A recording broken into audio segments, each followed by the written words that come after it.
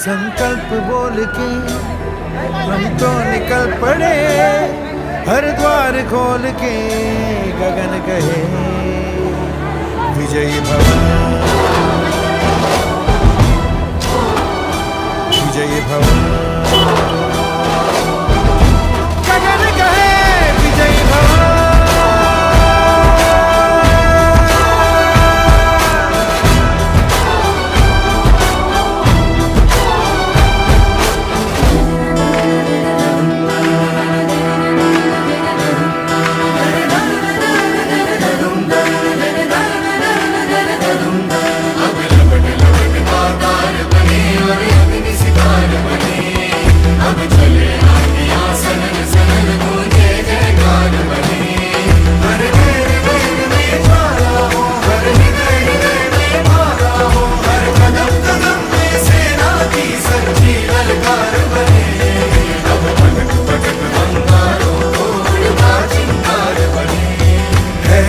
की सुरन भटकी है रोशनी, है छटपटा रही रोशनी, गगन कहे विजयी भव।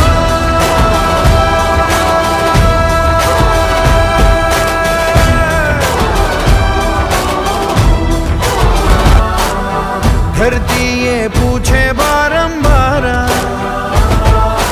लुट रहा ये चमन तेरा वतन, आँखों से अपनी लुट रहा ये चमन तेरा वतन, आँखों से अपनी। संकल्प बोल के हम तो निकल पड़े, हर द्वार खोल के गगन कहे विजयी भव।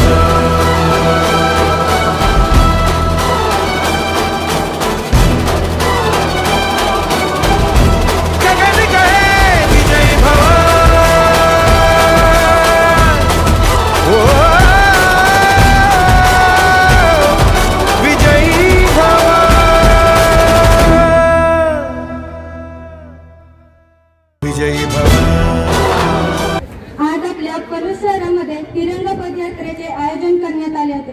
या पदयात्रेमधून विद्यार्थ्यांमध्ये भारतमातेविषयी आत्मीयता व देशभक्तीच्या भावनांची पुनर्जागृती करण्यात येणार आहे। या कार्यक्रमासाठी उपस्थित असलेले अभाविप पश्चिम महाराष्ट्र प्रदेश मंत्री श्री अनिल ठोंबरे, संस्थेचे उपमुख्याध्यापिका ए कुलकर्णी मॅडम, कॉलेजचे प्राचार्य करांडे सर यांचे सहर्ष स्वागत। मी सर्व मान्यवरांना विनंती करते की त्यांनी स्वामी विवेकानंद व माता सरस्वती यांच्या प्रतिमेला पुष्पहार घालून दीपक प्रज्वलन करावे आणि आपल्या कार्यक्रमाचे उद्घाटन करावे।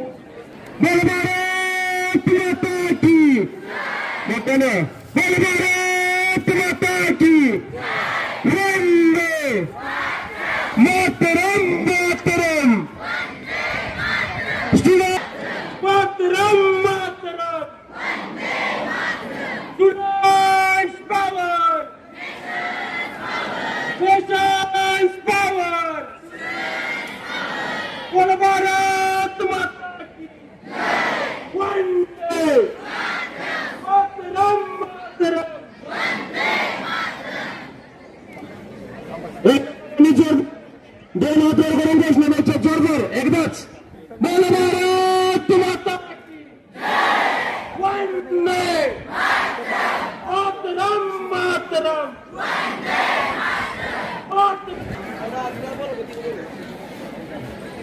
अभाविप महाविद्यालय अध्यक्ष तेजस पाटील यांना मी विनंती करते की त्यांनी अभाविप पश्चिम महाराष्ट्र प्रदेश मंत्री अनिल ठोंबरे यांचे स्वागत करावे।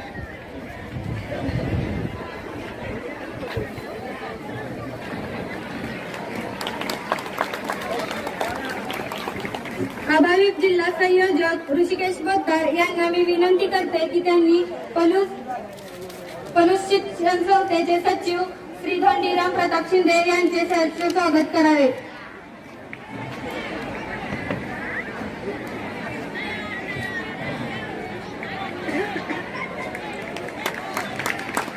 अभाविप जिल्हा संयोजक ऋषिकेश पोद्दार यांना मी विनंती करते की त्यांनी सर्व मान्यवरांचे स्वागत करावे.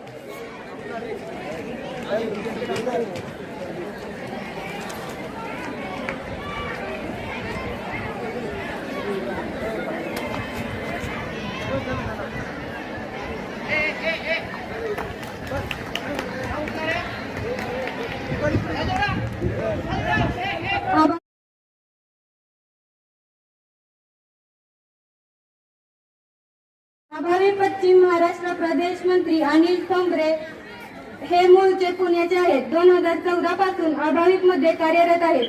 ते अभाविप पश्चिम महाराष्ट्र प्रदेश मंत्री आहेत. नवमल फिरोदिया विधी महाविद्यालयात विधी शाखेच्या पदव्युत्तर पदवीच्या अंतिम वर्षाचे शिक्षण घेत आहेत. अभाविप जिल्हा संयोजक ऋषिकेश पोद्दार राहणार कवठेपिरान, त्यांचे शिक्षण बीटेक कॉम्प्युटर इंजिनिअरिंग. सध्या ते अभाविप सांगली जिल्हा संयोजक म्हणून कार्य करत आहेत. आपल्या संस्थेचे सन्माननीय सचिव श्री धोंडीराम प्रताप शिंदे हे मूळचे पदूचे, शिक्षण MA BEd. सध्या अभाविप महाविद्यालय अध्यक्ष तेजस सावराज पाटील राहणार पलूस. सध्या ते BCA सेकंड इयर मध्ये शिक्षण घेत आहेत. सध्या त्यांच्याकडे अभाविप सांगली किर्लोस्कर महाविद्यालय अध्यक्ष अशी जबाबदारी आहे. यानंतर अभाविप सांगली जिल्हा संयोजक ऋषिकेश पोद्दार यांना मी विनंती करते की त्यांनी प्रास्ताविक व अभाविपची मांडणी करावी.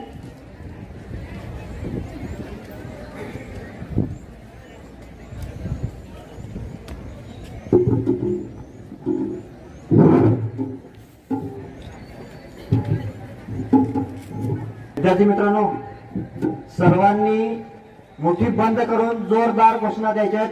बोलो भारत माता की वंदे मातरम मातरम.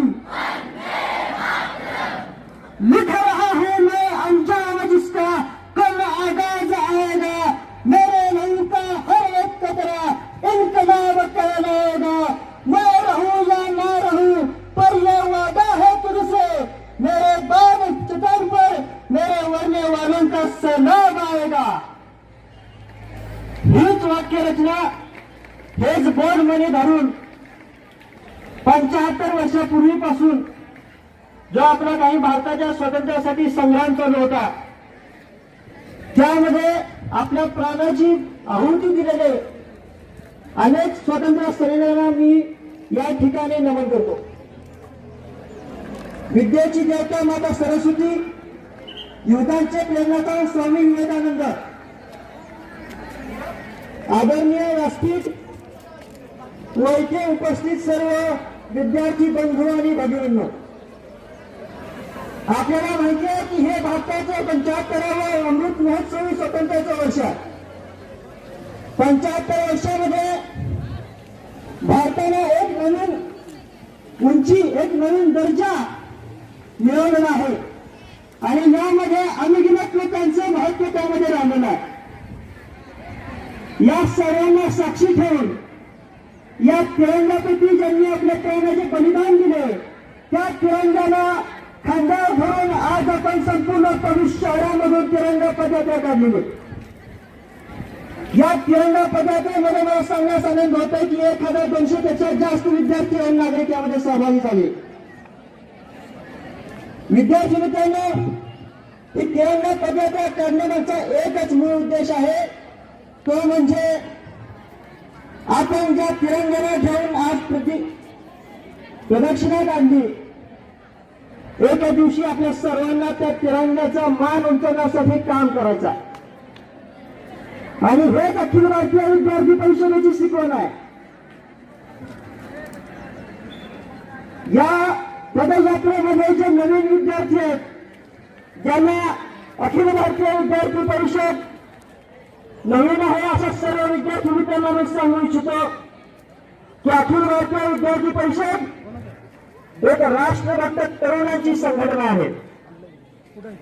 देशविरोधी ताकदीशी लढणारी संघटना आहे. स्वामी विवेकानंदांच्या विचारावर चालणारे योग निर्माण करणारी संघटना आहे. समाजपूरक योग निर्माण करणारी संघटना आहे. विद्यार्थी मित्रांनो, जिथं जिथं विद्यार्थ्यांना सामाजिक शैक्षणिक इतर कोणतीही अडचण येईल त्या ठिकाणी तुम्हाला विद्यार्थी परिषद दिसेल. भले तो भूकंपाचा काळ असो, आपल्या शहरामध्ये जिल्ह्यामध्ये आलेला पूर असो, कोरोनासारखी महामारी असो, सर्व ठिकाणी अखिल भारतीय विद्यार्थी परिषदेचे विद्यार्थी कार्यकर्ते प्राणपणाला लावून त्या ठिकाणी सेवा कार्य करतात.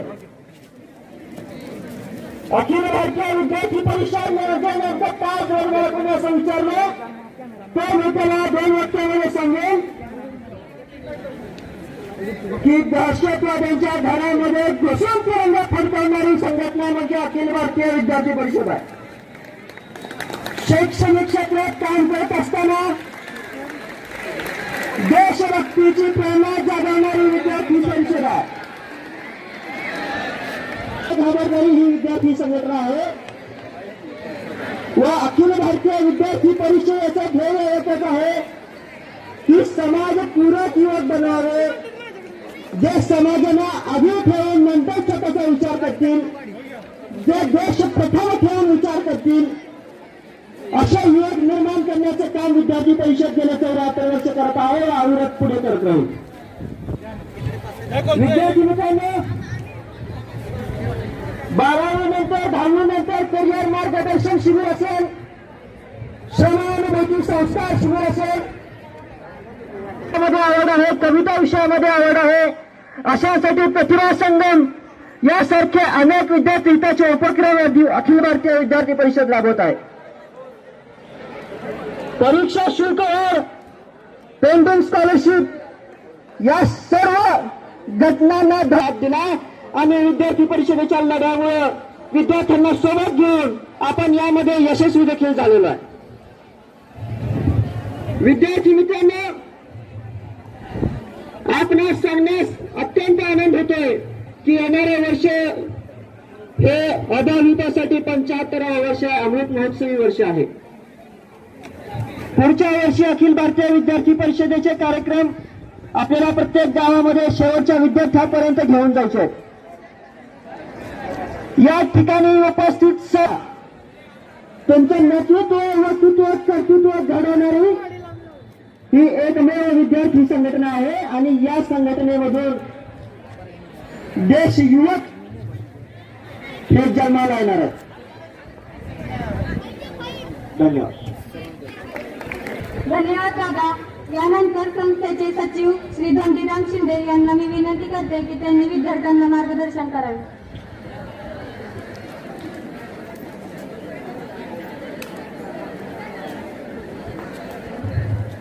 सर्वांना नमस्कार. सन्माननीय व्यासपीठावरील मान्यवर मंत्री साहेब, पोद्दार साहेब, विष्णू दिगंबर कलुस्कर विद्यालयाचे मुख्याध्यापक करांडे सर, लकी विद्यामंदिरचे उपमुख्याध्यापिका कुलकर्णी मॅडम, कदम सर, सर्व सन्माननीय व्यासपीठ. तर वास्तविक पाहता हा आजचा एक वेगळा असा उपक्रम या ठिकाणी अखिल भारतीय विद्यार्थी परिषदेने हा आपल्या संस्थेच्या माध्यमातून राबवला. खरंच मी त्यांना धन्यवाद देतो. 4 दिवसापूर्वी या अखिल भारतीय विद्यार्थी परिषदेचे पोद्दार सर या ठिकाणी भेटण्यासाठी आले. त्यांनी सर परवानगी मागितली आणि एक वेगळा उपक्रम 1000 फूट तिरंग्याची पलूस गावातून जी काय भव्य रॅली काढली. खरंच मी त्यांना संस्थेच्या वतीनं मी त्यांना धन्यवाद देतो की एक वेगळा उपक्रम आमच्या विद्यार्थ्यांच्या माध्यमातून या परिसरामध्ये घडवला. तर वास्तविकता अमृत महोत्सवाचे 75वे वर्षी सादर करत असताना विद्यार्थ्यांच्या मनामध्ये आपल्या देशाबद्दलचे देशप्रेम जागृत होणं किंवा त्यासाठी प्रयत्न करणे ही काळाची गरज बनलेली आहे. आज आपण पाहतो बरी संकट या ठिकाणी आपल्या समोर उभा आहे आणि गेल्या 75 वर्षामध्ये केलेल्या कामगिरीचा जो काही आराखडा आहे ते संपूर्ण देशवासियांच्या पुढं किंवा विद्यार्थ्यांच्या पुढं मांडणं हा एक वेगळा उपक्रम माननीय पंतप्रधान नरेंद्रजी मोदी साहेब यांच्या आदेशाने या ठिकाणी सुरू आहे. ही अशी संकल्पना या अखिल भारतीय विद्यार्थ्यांच्या संघटनेच्या माध्यमातून उपक्रम विद्यार्थ्यांच्या व्यक्तिमत्व घडवण्यासाठी या ठिकाणी निर्माण करावे असं मी त्यांना विनंती करतो आणि भावी वाटचालीबद्दल शुभेच्छा देतो. थांबतो. जय हिंद, जय महाराष्ट्र. धन्यवाद दादा. यानंतर अभाविप पश्चिम महाराष्ट्र प्रदेश मंत्री श्री अनिल ठोंबरे यांना मी विनंती करते की त्यांनी विद्यार्थ्यांना संबोधित करावे.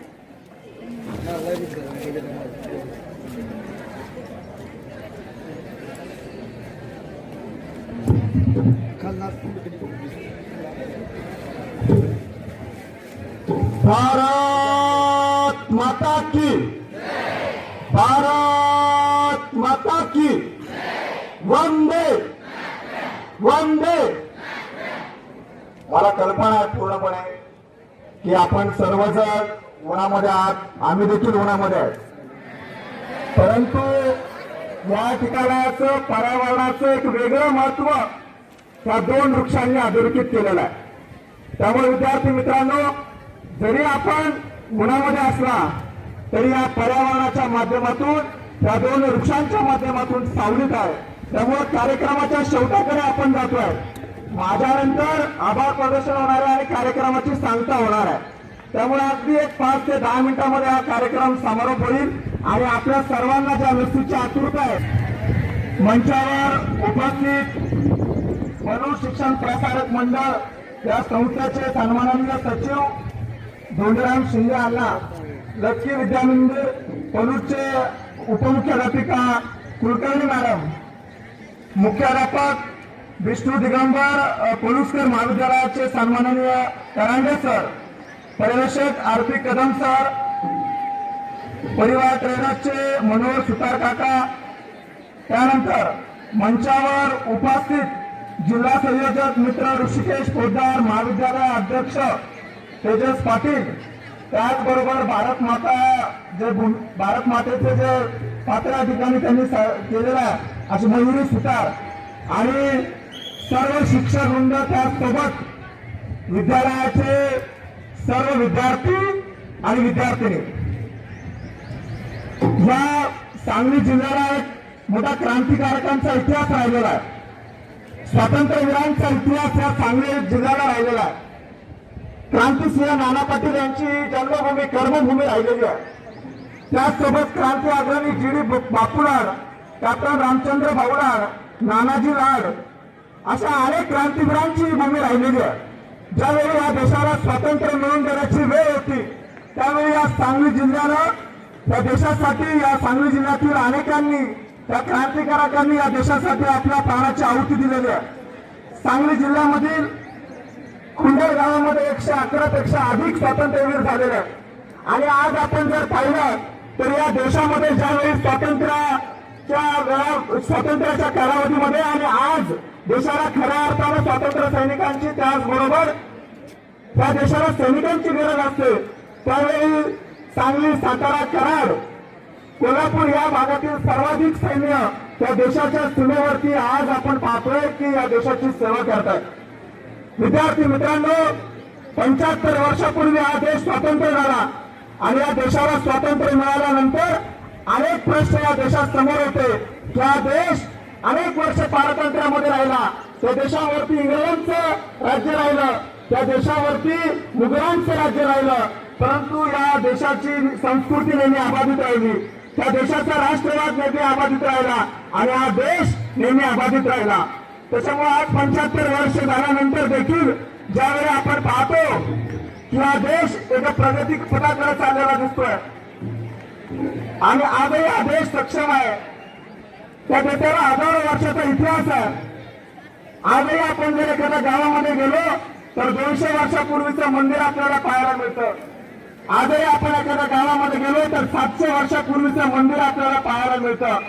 त्यामुळे हा देश जरी 75 वर्षापूर्वी स्वातंत्र्य झाला असेल, हा देश जरी 75 वर्षाची स्वातंत्र्यता आणि या देशाची अखंडता, एकता, त्या देशाची बंधुत्वा ही अनेक वर्षापासून आहे. त्याच्यामुळे हा देश जरी 75 वर्षापूर्वी स्वातंत्र्य झाला असेल तरी आम्ही या देशाला आज फक्त 75 वर्षापूर्वी हा देश स्वतंत्र झाला असं न मानता हा देश अखंड आहे. हा देश खूप वर्षापासून चालत आलेला आहे. या देशामध्ये खूप मोठी परंपरा राहिलेली आहे. त्याच्यामुळे अनेकांनी आक्रमण केली. अनेक या देशामध्ये इंग्रज सत्ता असेल, मुघल सत्ता असेल, त्यांनी या देशाला तोडण्याचं काम केलं, परंतु देश कायम अबाधित राहिला. विद्यार्थी मित्रांनो, ज्यावेळी या देशाला स्वातंत्र्य मिळालं त्यावेळी आपल्या त्यावेळच्या स्वतंत्र सैनिकांच्या समोरची जी अनेक आव्हानं होती, देश चालवणाऱ्या आपल्या नेत्यांची समोरची जी आव्हानं होती, तर त्या आव्हानांना उत्तर देण्याचं काम त्यावेळेच्या नेत्यांनी केलं. 550 पेक्षा अधिक संस्थानिकांचं एकत्रीकरण करून निर्माण करण्याचं काम त्यावेळी करण्यात आलं. त्यानंतर पाकिस्तानची निर्मिती झाली आणि पाकिस्तानच्या निर्मितीनंतर जी काही समोर आपली आव्हानं होती, त्या आव्हानांना सामोरं जाण्याचं काम देखील या देशातील नागरिकांनी केलेलं आहे. डॉक्टर बाबासाहेब आंबेडकरांनी त्या देशाचं संविधान लिहिलं आणि संविधानाच्या माध्यमातून हा देश एकसंघ ठेवण्याचं काम आज आपण पाहतोय की आतापर्यंत झालेलं आहे. त्या देशामध्ये रस्ते असतील, वीज असेल, पाणी असेल, आरोग्य असेल, अशा मूलभूत सुविधा नव्हत्या. गेल्या 75 वर्षामध्ये आपण या मूलभूत सुविधा पूर्ण करण्याचं काम करतोय. त्या देशामध्ये आज पाहतोय की वीज ही प्रत्येक गावामध्ये पोहोचलेली आहे, रस्ते ते प्रत्येक गावामध्ये पोहोचलेले आहेत, त्यानंतर रेल्वे ही प्रत्येक गावामध्ये पोहोचलेली आहे. त्यामुळं त्या देशाला आज जर खऱ्या अर्थानं आपण पाहिलं, देशाच्या ग्रामीण भागामध्ये जर आपण खऱ्या अर्थानं गेलो तर हा देश, या देशामध्ये मूलभूत सुविधा पोहोचतात. शिक्षणासारखी गंगा आज प्रत्येक ठिकाणी पोहोचताना आपल्याला दिसते. प्रत्येक गावामध्ये आज शाळा आहेत आणि प्रत्येक गावातील विद्यार्थी खऱ्या अर्थानं शिक्षण घेतोय. न्याय व्यवस्था आज गावागावामध्ये पोहोचलेली आहे. प्रत्येक व्यक्तीला जर न्यायालयामध्ये गेल्यानंतर त्याला न्याय मिळतोय. आपण जर सर्वांनी जय भीम नावाचा चित्रपट पाहिला असाल तर त्याच्या माध्यमातून आपल्याला लक्षात येईल की न्याय व्यवस्था किती बळकट झालेली आहे. कोणत्याही नागरिकावरती जर अन्याय झाला तर न्याय व्यवस्थेच्या माध्यमातून त्या ठिकाणी त्या नागरिकाला न्याय मिळतोय. त्या देशामध्ये लोक अदालत सारखी यंत्रणा तयार झालेली आहे की लोक अदालतच्या माध्यमातून सर्वसामान्य नागरिकांना न्याय मिळवून देण्याचं काम आज होत आहे. निवडणूक आयोग या देशामध्ये स्थापन झाला आणि त्याची एक स्वतंत्रता अबाधित राहिली आणि खऱ्या अर्थानं लोकसहभागातून या देशातील सर्वात मोठा देश, सर्वात मोठी लोकशाही आणि या सर्वात मोठ्या लोकशाहीमध्ये निवडणुका पार पडत असताना कोणत्याही पद्धतीचा चुकीचा प्रकार घडत नाही आणि खऱ्या अर्थानं लोकसहभागातून त्या निवडणुका पार पडत आहेत. त्यामुळे अशा अनेक गोष्टी आहेत की ज्या सांगण्यासारख्या आहेत आणि 75 वर्षामध्ये झालेल्या आहेत. त्यामुळं आज आपण पुण्यासारख्या, मुंबईसारख्या, दिल्लीसारख्या शहरामध्ये गेलो तर मेट्रो आज आपल्या प्रत्येकापर्यंत पोहोचण्याचं काम होतं. त्याच्यामुळे हा देश कुठून कुठपर्यंत जातोय तर याचा विचार करायला हवाय. ज्यावेळी आरोग्य सारखी भीषण परिस्थिती त्यावेळी होती, त्यावेळेचे इंग्रज म्हणाले होते देश सोडून जाताना की या देशामध्ये कधीही आरोग्य व्यवस्था पुरेपूर होणार नाहीये आणि कोविड सारखी परिस्थिती देशावरती ओढवली, जगावरती ओढवली. त्यावेळी देखील युरोपियन कंट्रीज असतील आणि अमेरिकन कंट्रीज असतील ते म्हणाले होते की भारत देश कधीही लस निर्मिती करू शकणार नाही, त्या ठिकाणी व्हॅक्सिनची निर्मिती करू शकणार नाहीये. परंतु हा भारत देश जगातील सर्वाधिक लसीची निर्मिती करणारा देश ठरलेला आहे. त्यामुळे जगामध्ये सर्वाधिक लस देण्याचं काम या भारताने केलेलं आहे. त्यामुळे आरोग्य क्षेत्रामध्ये आज आपण किती अग्रेसर आहोत हे अधोरेखित होत आहे आणि देश ज्यावेळी आरोग्य क्षेत्रामध्ये पाऊल पुढे उचलतोय त्यावेळी आपले सारखे विद्यार्थी देखील त्या मागे राहत नाहीये. त्यामुळे प्रत्येक क्षेत्रामध्ये देशाची प्रगती होते आहे. प्रत्येक क्षेत्रामध्ये देश हा पुढे जातोय. योग दिनाच्या माध्यमातून आपण जगाला संदेश दिलाय की आमचा जो योग आहे, जो वर्षानुवर्ष चालत आलेला आहे, तर त्या योगाची निर्मिती आज जगाला स्वीकारायला लागलेली आहे. त्यामुळे अशा अनेक गोष्टी आहेत की भारत देश 75 वर्षामध्ये प्रवेश करत असताना आणि आपण सर्वजण अमृत महोत्सव वर्ष साजरा करत असताना एका वेगळ्या उंचीवरती जातोय आणि देशाला वेगळ्या उंचीवरती घेऊन जाण्याचं काम त्या ठिकाणी बसलेल्या प्रत्येक विद्यार्थ्याला करायचं.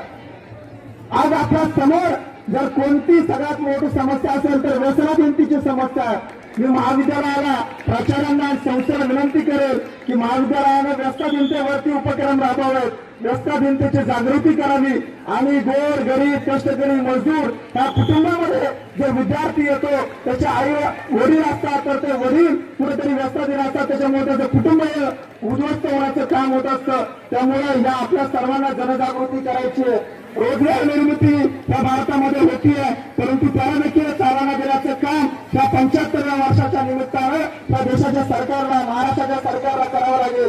युवकांची संख्या ही सर्वाधिक आहे. त्यामुळे युवकांपर्यंत पोहोचून या युवकांना त्यांच्या हाताला योग्य ते काम देण्याचं काम देखील या सरकारनं केलं पाहिजे. त्या देशामध्ये 35 वर्षानंतर न्यू एज्युकेशन पॉलिसीत नवीन राष्ट्रीय शैक्षणिक धोरण येत आहे आणि ते धोरण राबवण्याची जबाबदारी देखील त्या बसलेल्या शिक्षकांवरती, माझ्यासारख्या कार्यकर्त्यांवरती आणि तुम्हा विद्यार्थ्यांवरती आहे. त्याच्यामुळे येणाऱ्या कालावधीमध्ये न्यू एज्युकेशन पॉलिसी, राष्ट्रीय शैक्षणिक धोरण प्रत्येक महाविद्यालयामध्ये, शाळेमध्ये आणि त्या ठिकाणी प्रत्येक संस्थेमध्ये राबवण्याची जबाबदारी येणाऱ्या कालावधीमध्ये आपल्यावरती आहे. कृषी क्षेत्रामध्ये देश अग्रेसर होतोय, रिसर्च मध्ये देश अग्रेसर होतोय, अनेक संस्था रिसर्चच्या माध्यमातून काम करतायत. त्याच्यामुळे येणाऱ्या कालावधीमध्ये आपण ज्यावेळी डॉक्टर, इंजिनियर, वकील, शिक्षक बनू त्याच पद्धतीने वैज्ञानिक बनण्याची जबाबदारी देखील आपल्या खांद्यावरती आहे. त्यामुळे अशा अनेक गोष्टी या देशामध्ये होत आहेत आणि 75 वर्षानिमित्त आपण सर्वजण मोठ्या उत्साहानं हा अमृत महोत्सवी वर्ष साजरा करूया. आणि जाता जाता एवढंच सांगतो की जर आज आपण पलूस शहरामधून तिरंगा यात्रा घेऊन फिरत होतो, आपण त्या तिरंग्याला हात लावून त्या तिरंग्याला धरून फिरत होतो, त्यावेळी आपल्या मनामध्ये एक अभिमान होता. तशाच स्वरूपाचा एक स्वाभिमान, अभिमान जर आपण आज पाहिलं, रशिया आणि युक्रेन त्या दोन देशांचं युद्ध चालू आहे. भारतीय नागरिक त्या ठिकाणी अडकलेले आहेत आणि आपले विद्यार्थी ज्यावेळी त्या ठिकाणी तिरंगा घेऊन फिरतात त्यावेळी त्या विद्यार्थ्यांना भारतामध्ये सुरक्षित पोहोचवण्याची जबाबदारी युक्रेन आणि रशियाने घेतलेली आहे. त्याच्यामुळे तिरंग्याचं महत्व त्या घटनेतून अधोरेखित होतं. ज्यावेळी पाकिस्तानचा एक विद्यार्थी त्या ठिकाणी तिरंगा घेऊन जातो त्यावेळी देखील त्याला सुरक्षित त्या देशामध्ये वाटतं. त्यामुळे तिरंग्याचं महत्व किती आहे तर ह्या घटनेतून अधोरेखित होत असतं. त्यामुळे विद्यार्थी मित्रांनो, येणाऱ्या कालावधीमध्ये आणि जोपर्यंत आपण आपलं आयुष्य जगू तोपर्यंत हा तिरंगा आपल्यासाठी स्वाभिमानाचं प्रतीक असेल, हा तिरंगा आपल्यासाठी अभिमानाचं प्रतीक असेल. एवढंच या ठिकाणी सांगतो आणि थांबतो. भारत माता की वंदे वंदे. सांगली जिल्हा संयोजक ऋषिकेश पोद्दार यांना मी विनंती करते की त्यांनी आभार प्रदर्शन करावे.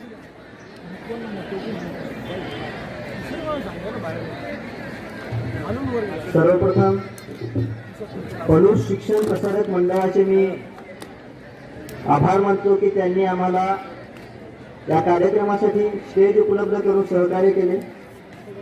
पंडित विष्णू दिगंबर महाविद्यालय, लक्ष्मणराव किर्लोस्कर महाविद्यालय यांचे देखील मी आभार मानतो की त्यांनी आम्हाला विद्यार्थी सहकार्य पुरवून मदत केली. त्याच पद्धतीनं डोंगराई उद्योग समूह व त्यांचे सन्माननीय सदस्य यांचे देखील मी आभार मानतो की त्यांनी या तिरंगा पदयात्रेनिमित्त विद्यार्थ्यांना लस्सीचं वाटप या ठिकाणी केलं. तसेच सर्व ग्रामस्थ, विविध मंडळ, संघटना व इतर हितचिंतकांचे मी देखील आभार मानतो की ज्यांनी खालून पैसा देखील वाटा या तिरंगा पदयात्रेमध्ये मदतीसाठी दिला आहे. तसेच लास्ट बट नॉट लिस्ट आपल्या सर्व विद्यार्थ्यांचे देखील मी आभार मानतो की आपल्यामुळेच हा कार्यक्रम खऱ्या अर्थाने यशस्वी झाला व आपणच भविष्यामध्ये या भारताचं नेतृत्व करणार आहोत. ज्यांचे नाव घेण्याचे राहिले असतील या सर्वांचे देखील मी या ठिकाणी आभार मानतो व थांबतो. सर्व विद्यार्थ्यांना मी विनंती करते की वंदे मातरमसाठी उभं राहा.